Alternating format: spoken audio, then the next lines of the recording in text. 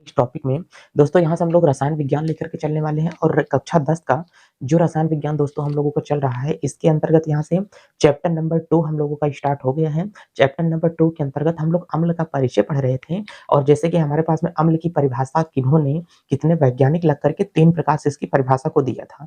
ये चीज़ें पिछली बार अध्याय में हम लोगों ने पढ़ लिया और हमने दोस्तों पिछला जो वीडियो था और दोस्तों उसी के अंदर हमने आपको ये भी बताया है कि ऐसे कौन-कौन से हमारे पास में चीज़ें हैं जो इसमें अम्ल पाया जाता है। तो हमने ये भी बताया कि जो चीज़ें खाने में हमको खट्टी लगती हैं उसमें इसका मतलब है कि वो क्या पाया जाता है, अम्ल की मात्रा उपस्थित होती है। एक बात तो चलिए यहाँ से ये हो गया। लेकिन बच्चों अगर यही हमसे ये बोलेगा कि हमने अब कहा कि आज के इस वीडियो लेक्चर में हमारे पास में क्या स्टार्ट होने वाला है? तो बाबू आज का जो हमारे पास में वीडियो लेक्चर होगा इसमें जो स्टार्ट होने वाला है, ये कह रहा है कि जैसे हमारे पास में क्या होता है, अम्ल क्या होते हैं? ठीक है, लेकिन अम्ल के प्रकार कौन-कौन से हैं? तो कई-कई किताबें जो होती हैं, अम्ल 4 प्रकार से बताती हैं। कई-कई किताबें जो हैं बच्चों, वो अम्ल कितने प्रकार से बताती हैं? 2 प्रकार से बताती हैं। इसका मतलब एक तो हमारे पास में होता है प्रबल अम्ल होता है और एक हमारे पास में क्या होता है? दुर्बल होता है। लेकिन एनसीईआरटी का जो डेटा फिक्स डेटा है, वो कितने टाइप का बताता है कि वो अम्ल हमारे पास में 2 टाइप के होते हैं। जी हाँ, एक तो अम्ल होता है प्रबल और दूसरा हमारे पास में अम्ल कैसे होते हैं? दुर्बल अम्ल होते हैं। तो आज की सीरीज़ हमारी यहीं से स्टार्ट हो रही है कि अम्ल के प्रकार कितने होते हैं। तो एक मतलब वो वीडियो को ज़्यादा से ज़्यादा आप लोग शेयर कर देना यदि आपको वीडियो पसंद आती है तो, ठीक है? क्योंकि जितने भी मैटर आपको यहाँ से दिए जा रहे हैं सारे चैप्टर में एनसीईआरटी फैक्ट उठा रहा हूँ और एनसीईआरटी से ही सारी चीज़ें दी जा रही हैं आपको। चलिए देरी ना करते हुए, तो इसका मतलब बच्चा यहाँ से अम्ल का प्रकार अगर आप लोगों से पूछ करके चलेगा, तो इसका मतलब यहाँ से अम्ल के प्रकार। तो अब यहाँ से बाबू अगर आप लोग देखोगे कि जो अम्ल का प्रकार आप लोगों को यहाँ से ये दे रहा है, इसमें कौन-कौन से हमारे पास में अम्ल हैं? मार्कर ढूँढ रहा हूँ, एक मार्कर बहुत अच्छी कंडीशन में था, उसको मैंने कहीं पर रख दिया है, वो गुम हो गया है, मिल नहीं रहा है।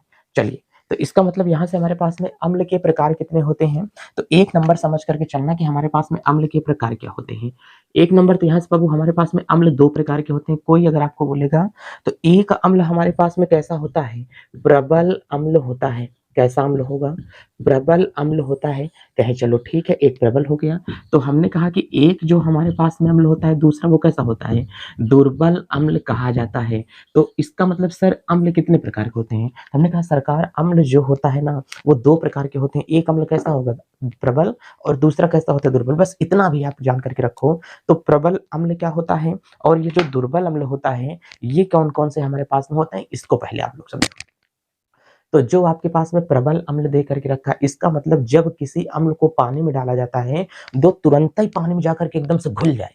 ऐसा अम्ल जिसे जल में डाला जाए, पानी में डाला जाए, तो पूरी तरीके से जल्दी से जाकर के घुल जाएगा, उसे हम लोग क्या बोलते हैं? प्रबल अम्ल। जो अम्ल जल में डालने पर जल्दी से ना घुले, उसे हम लोग क्या बोलते हैं? दुर्बल अम्ल बोला जाता है। देखो मच्छर मेरे आगे पीछे घूम रहा है, ठीक है? तो इसका मतलब ये हमारे पास में क्या कहलाएगा? प्रबल अम्ल और क्या होते हैं? दुर्बल अम्ल होते हैं। यदि किसी अम्ल को पानी में डाला जाए, वो आसानी से पानी में घुल जाए, तो उसे क्या बोलते हैं? प्रबल अम्ल। बहुत ज़्यादा ये प्रबल अम्ल है। अगर जिस अम्ल को जल में डाला जाए, वो आसानी से ना घुले, तो उसे हम लोग क्या बोलते हैं? दुर्बल अम्ल बोला जाता है। चलो, यहाँ से एक बात तो समझ में आ गई। तो अब हमने कहा कि बाबू एक बात यहाँ से अच्छे से समझ करके रखना, जैसे हमने कहा कि अगर मैं आपको ये पानी दे देता हूँ, कहें चलो ठीक है, ये पानी है। हमने कहा हाँ, अगर ये पानी मैंने आपको दे दिया है, इस पानी में मैं आपको दे देता हूँ, क्या घुलने के लिए मैंने डाल दिया? आपको मैंने इसमें कह दिया कि पानी में मिट्टी डालो। कहें मिट्टी डालेंगे तो पानी में डालने के बाद में ये मिट्टी की यहाँ पर पूरी तरीके से मिट्टी पानी में क्या होगी? घुल जाएगी। इसका मतलब थोड़ी देर के बाद जो मिट्टी की गोली आप लोग पानी में डाले थे, क्या वो मिट्टी की गोली पानी में बची? नहीं बची। क्यों? क्योंकि वो पानी में पूरी तरीके से घुल गई है। हमने कहा चलो इसी के अंदर अगर आप लोग बालू के कण डालो, तो बताओ बालू का कण जाएगा तो क्या पानी में घुलेगा? कहीं नहीं घुलेगा। क्यों? इसका मतलब बालू एकदम मजबूती से आपस में चिपकी है, लेकिन इसके अंदर जाकर के नहीं घुल सकती है। इसका मतलब बालू का पानी से दुश्मनी है, लड़ाई है। ये इसमें जाकर के अपने आप को घुल सकती है? नहीं घुलेगी। तो जल में जो अम्ल डालने पर पानी में घुलबे ना करे, ना घुले, उसे बोलते हैं दुर्बल अम्ल। और जो पानी में जाकर के घुल जाए उसे क्या बोलते हैं? प्रबल। कि पानी में बहुत ज़्यादा ये प्रबल होता है। तो अम्ल के प्रकार यहाँ से हो जाते हैं। अम्ल को अगर पहचान करनी है कि कौन-सा अम्ल प्रबल है, कौन-सा अम्ल दुर्बल है, तो उसे हम लोग क्या बोलते हैं? प्रबल अम्ल, दुर्बल अम्ल। जो अम्ल जल में आसानी से घुल जाए, पानी में डालें तो वो आसानी से पूरा क्या होगा? मिल जाएगा, उसे बोला जाएगा, क्या बोला जाएगा? हम लोग बोलेंगे प्रबल अम्ल। जैसे एक एग्जांपल आप लोग देखोगे, जब नींबू का ग्लास लेते हैं उसमें हम लोग नींबू गाड़ते हैं, गर्मी के समय में पेट दर्द होता है या पाचन क्रिया सही रहे, तो इसके लिए खाने के साथ में कुछ लोग क्या करते हैं, नींबू का पानी पीते हैं। तो नींबू वाले पानी में 1 गिलास पानी लेकर के नींबू उसमें जब गाड़ते हैं ना, तो नींबू उसमें क्या होता है, घुलता हुआ क्या होगा, पूरा चला जाता है। तो इसका मतलब नींबू एक प्रकार के किसके उदाहरण में आ रहा है? तो हमने कहा कि देखो अगर वो जल्दी से घुल जा रहा है, तो होगा प्रबल, अगर वो जल्दी से नहीं घुलेगा तो इसका मतलब वो क्या होता है, दुर्बल होता है। बात समझ में आया? हमने कहा जैसे ज़हर होता है, 1 बूँद अगर जल में डाल दिया जाए ज़हर, तो वो पूरे ग्लास में क्या होगा, फैल जाएगा। इसका मतलब वो प्रबल होता है। अगर नींबू डाला जाए, ऊपर 2 बूँद डाल दिया गया है और नीचे पाइप में छेद कर दें कि आप यहाँ से पीते रहो, तो नीचे वाला पानी पियोगे तो खट्टा लगेगा? नहीं लगेगा, क्योंकि वो क्या होगा, दुर्बल की कंडीशन में आ रहा है। तो पानी में कभी नील डाले हो, नील देखो जैसे डालते जाते हो नील, वो घुलते हुए क्या होती है, चली जाती है, फैलते हुए चली जाती है, लेकिन बहुत स्लो मोशन में घुलती है। लेकिन अगर नील को गर्म पानी में घोला जाए, तो शीघ्रता से क्या होती है, घुल जाती है। क्यों? इसका मतलब गर्म पानी में वो प्रबलता दर्शाती है और ठंडे पानी में क्या होती है, दुर्बलता को दर्शा देती है। तो वही यहाँ पर कह रहा है कि ऐसा अम्ल जिसको जब जल में डाला जाए ना, तो वो शीघ्रता से घुलनशील हो। ऐसा अम्ल जिसको किसमें डाल दिया जाए, जल में डाला जाए, तो जल में डालने पर वो शीघ्रता से घुलनशील हो। इसका मतलब यदि वे शीघ्रता से यदि क्या होगा, घुल जाएगा, तो ऐसे अम्ल को क्या बोलते हैं, प्रबल अम्ल कहा जाता है। अगर बोला जाएगा ऐसा अम्ल जिसको किसमें डाल दिया जाए, जल में डाल दिया जाएगा, तो जिस अम्ल को जल में डालने पर वो क्या होगा, शीघ्रता से ना घुले, ऐसा वो शीघ्रता से ना घुले, तो इसका मतलब वो क्या कहला देता है, दुर्बल अम्ल कहला देता है। चलो एक बात यहाँ से समझ में आ गई, जैसा अम्ल जिसको शीघ्रता से जल में डालने पर वो शीघ्रता से क्या होते हैं, पानी में घुल जाएंगे। जैसे मान लो किसी लड़की की अगर शादी होती है, अगर वो बहू बन करके अपने ससुराल जाती है, तो जाते मान अपने सास ससुर में इस प्रकार से वो जा करके मिल जाएगी ना, कि लगेगा नहीं कि हमारी बहू किसी दूसरे के घर से आई है।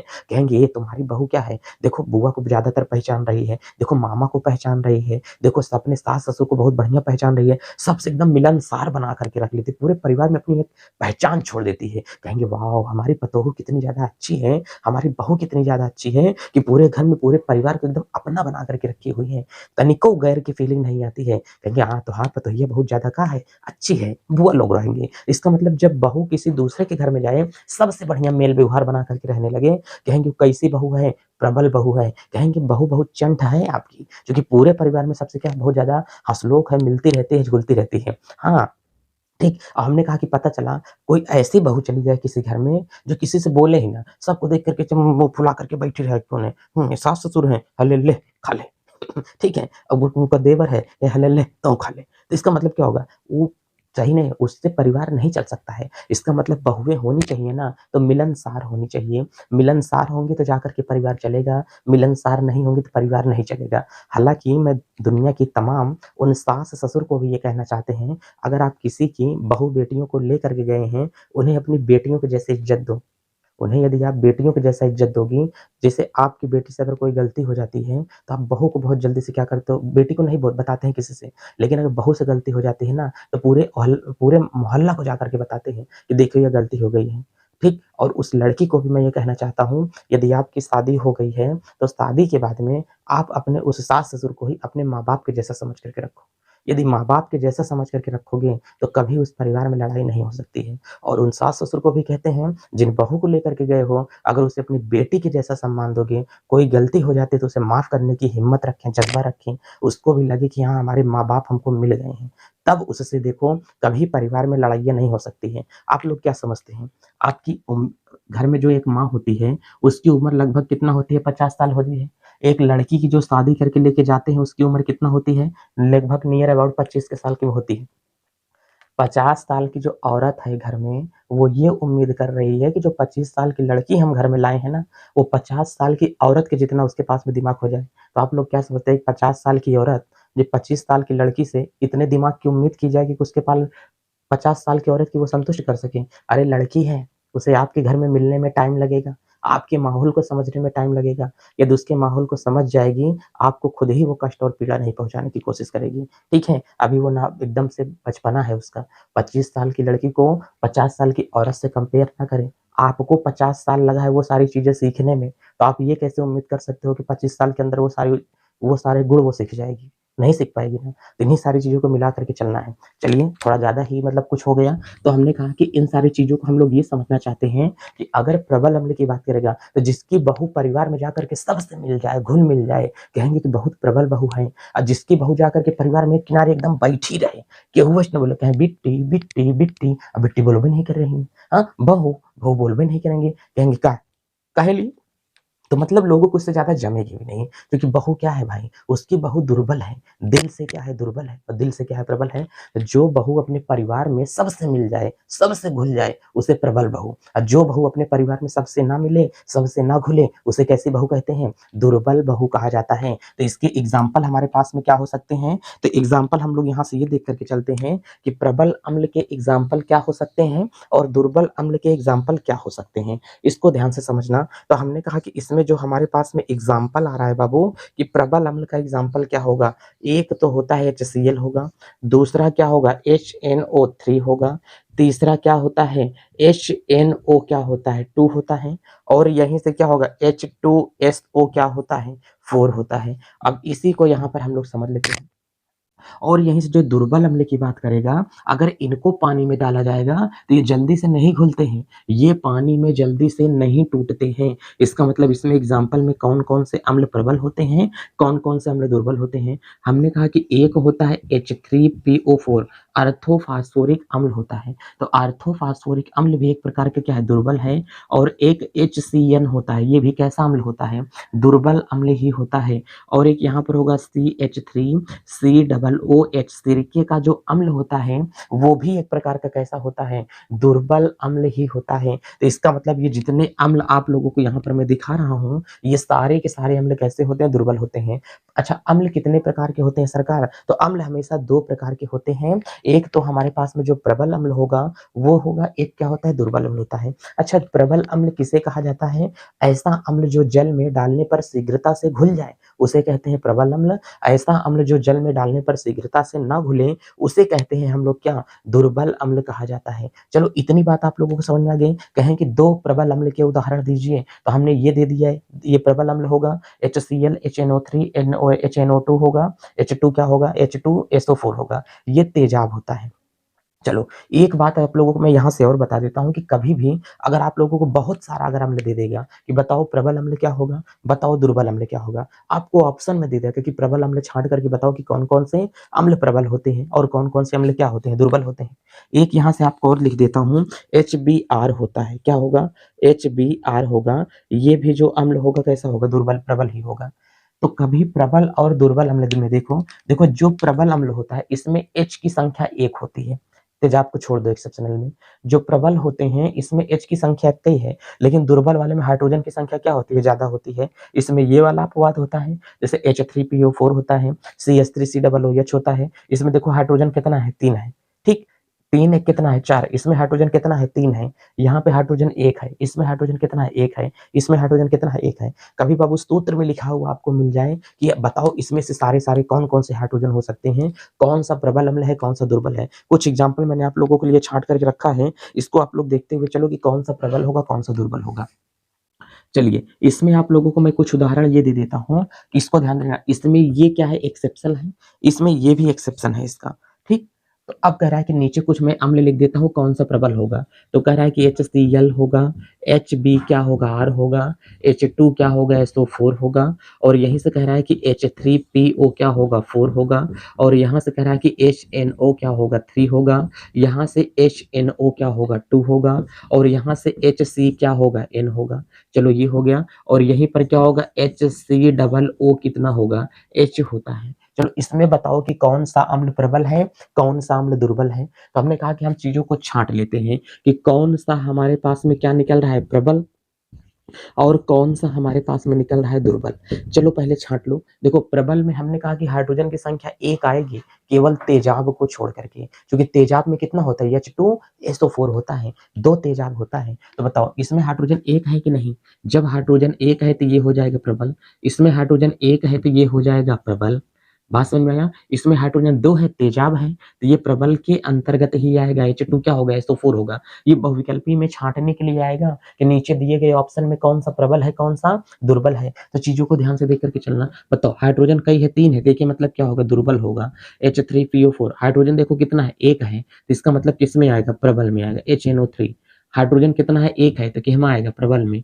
HNO2 हाइड्रोजन कितना है? 1 है, लेकिन CN है, साइनाइड लगा हुआ है। जब CN है तो क्या होगा? साइनाइड लगने के कारण दुर्बल हो जाएगा। तो ये आएगा हमारे पास में HC क्या होगा? N होगा। और ये देखो हाइड्रोजन में कितना है? 1 हाइड्रोजन, 2 हाइड्रोजन। हाइड्रोजन की संख्या 2 है, तो ये भी हमारे पास में क्या होगा? दुर्बल होगा। HCOO कितना होगा? H होता है ये वाला। चलो इसका मतलब ये हमारे पास में क्या है? दुर्बल, ये क्या है? प्रबल है। तो बच्चों प्रबल और दुर्बल अम्ल जो हमारे पास में था, वो मैंने आपको बता दिया है। अब चीज़ों को ये समझ करके चलें कि हमारे पास में क्या हो सकते हैं। तो अम्ल के प्रकार जो मैंने था वो मैंने बता दिया है। अब हम लोग देख के चलते हैं कि सांद्रता के आधार पर अम्ल के प्रकार कौन-कौन से हैं और कितने हो सकते हैं, इसको बढ़िया तरीके से देखते हैं। चलिए इसको हम लोग क्या करते हैं? मिटा देते हैं। आप लोग वीडियो को पॉज़ करके यहीं पे मैं हट गया हूँ सामने से। अब इसको क्या करो? लिख लो आप लोग नोट्स में। दोस्तों जब तक मैं आपको पढ़ाऊँ तब तक आप लोग ये समझो कि आप लोग लिखने के चक्कर में बाबू मत पड़ो। यदि आप लोग लिखने के चक्कर में पड़ोगे तो बहुत सारी चीज़ें आपकी खराब रहेंगी। तो पहले समझ लो अच्छे तरीके से, क्योंकि मेरी सीरीज़ केवल आपके नोट्स तैयार करने को नहीं है, क्योंकि नोट्स आप लोग बना करके रखे रह जाओगे और नोट्स तो मैं आपको टेलीग्राम से भी दे दूँगा। अच्छा सर नोट्स अगर टेलीग्राम से मिलेगी तो उसके लिए जाना कहाँ पे पड़ेगा? हमने कहा कि चैनल का जो नाम है वही नाम आप लोग सौर करियर पॉइंट टेलीग्राम पर डालो। पीला कलर का लोगो आएगा, आपको दिख जाएँगे, ठीक है? तो चलिए देरी ना करते हुए चीज़ों को हम लोग क्या करते हैं, वहाँ पर भी सीख करके चलते हैं बढ़िया से। सांद्रता के आधार पर कभी आपको अगर अम्ल देता है, तो वो कौन-कौन से टाइप हमारे होते हैं?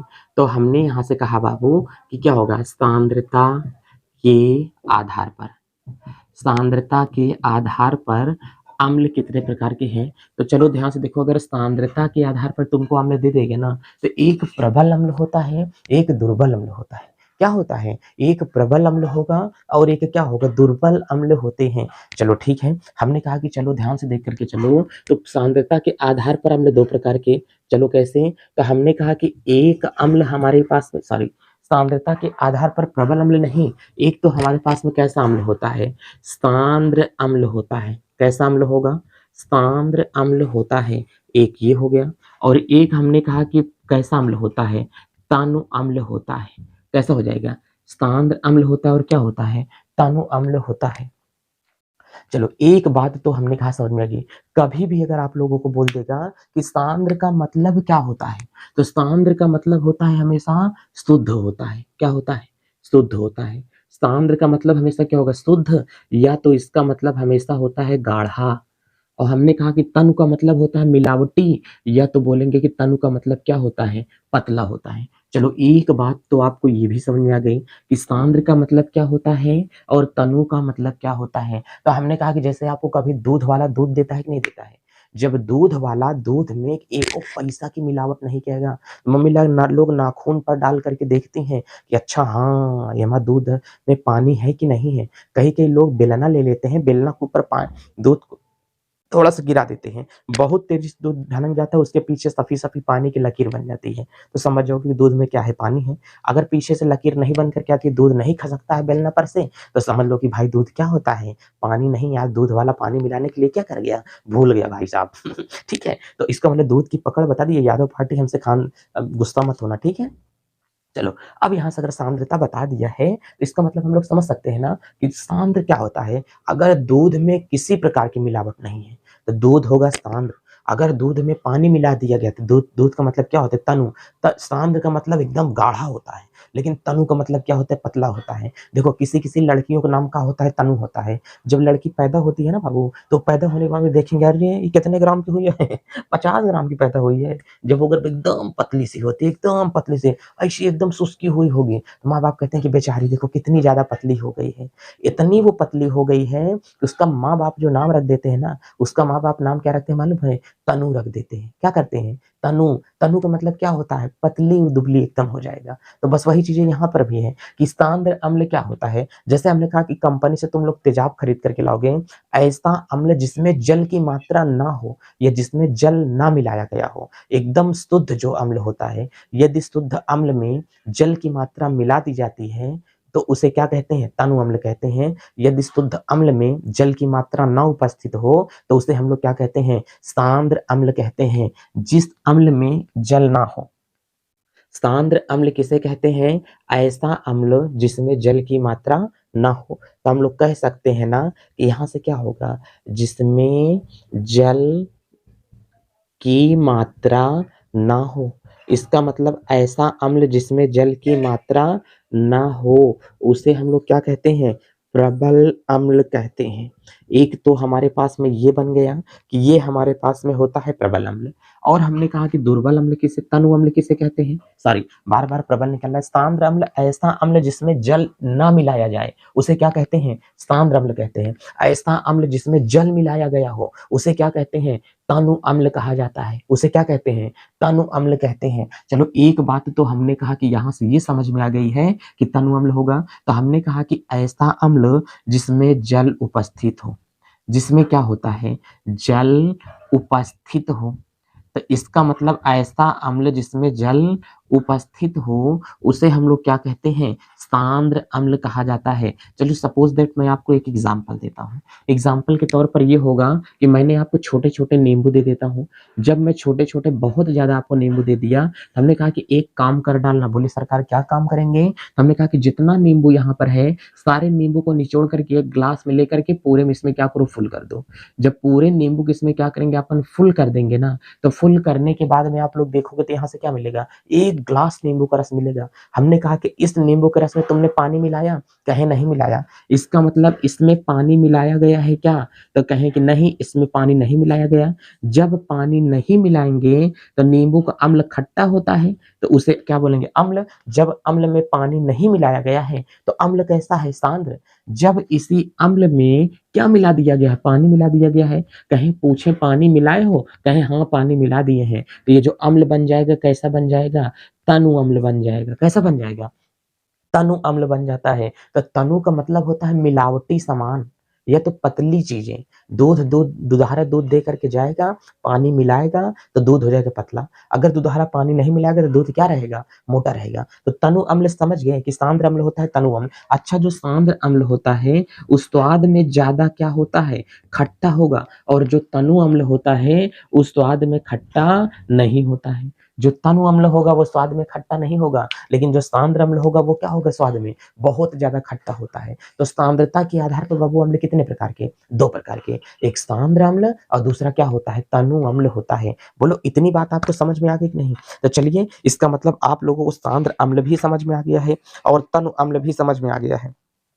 अब हम लोग यहाँ से थोड़ा सा ये टॉपिक देख करके चलते हैं कि अम्ल के भौतिक गुण क्या होते हैं आपके पास में।